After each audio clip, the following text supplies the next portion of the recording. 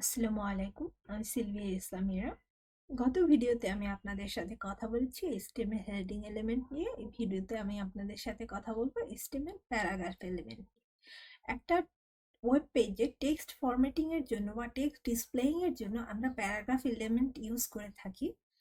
এখন আমি এখানে কতগুলো টেক্সট ব্লক লিখেছি। এখানে আমার 100 ওয়ার্ড আছে, এখানে 50 ওয়ার্ড আছে এবং এখানে আমি দুইটা লাইন লিখেছি। This is the first line, this is second line. এগুলো যদি আমার ওয়েব পেজে আমি দেখাই, লাইভ সার্ভার দিয়ে ওপেন করা আছে, এগুলো সব একসাথে দেখাচ্ছে বা একটা প্যারাগ্রাফ হিসেবে দেখাচ্ছে, যেটা আমি চাচ্ছি না।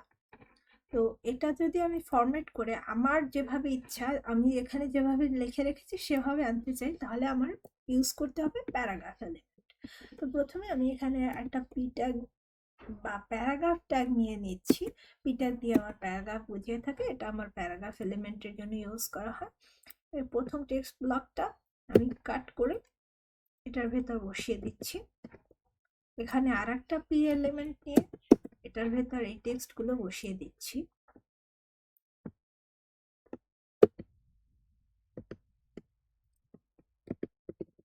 এখন যদি সেভ করে আমি আমার ওয়েব পেজে যাই, তাহলে এটা আমার একটা প্যারাগ্রাফ হিসেবে শো করছে, এটা আমার আলাদা প্যারাগ্রাফ হিসেবে শো করছে। কিন্তু এখানে আমি চাচ্ছিলাম এই লাইন দুটো যেভাবে রাখতে চাচ্ছি আমি সেইভাবেই থাকবে। মানে একটা প্যারাগ্রাফ ট্যাগের ভিতর রাখবো, এটা ফার্স্ট লাইনে থাকবে, এটা এরপর একটা স্পেস থাকবে, এরপর এটা সেকেন্ড লাইনে থাকবে। তো এটা আমরা একটা প্যারাগ্রাফ দিয়ে এনক্লোজ করে দেখি। পি ট্যাগ, তার মধ্যে এটা কাট করে বসিয়ে দিচ্ছি এবং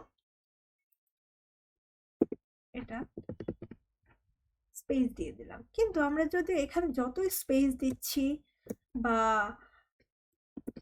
লাইন ব্রেক দিচ্ছি, আমার এটা আমার ওয়েব পেজে শো করছে না, এটা একটা প্যারাগ্রাফ হিসেবেই শো করছে। এক্ষেত্রে আমরা কি করতে পারি? এক্ষেত্রে আমাদের আর একটা ট্যাগ ব্যবহার করা হয়, সেটা হচ্ছে প্রি ট্যাগ। যদি আমরা এখানে প্রি লিখি এরপরে এর ভিতরের অংশটা কাট করে এখানে বসিয়ে দিই এবং সেভ করি, এখন আমরা দেখি আমি যেভাবে এখানে লিখেছিলাম সেইভাবে এখানে আছে। This is the first line, this is the second line. এখানে যদি আমরা আর একটা স্পেস দিই লাইন, দুইটা লাইনের মাধ্যমে, এবং দিসের পরে অনেকগুলো হোয়াইট স্পেস দিই, এবং এখানে ঠিক সেইভাবেই শো করছে।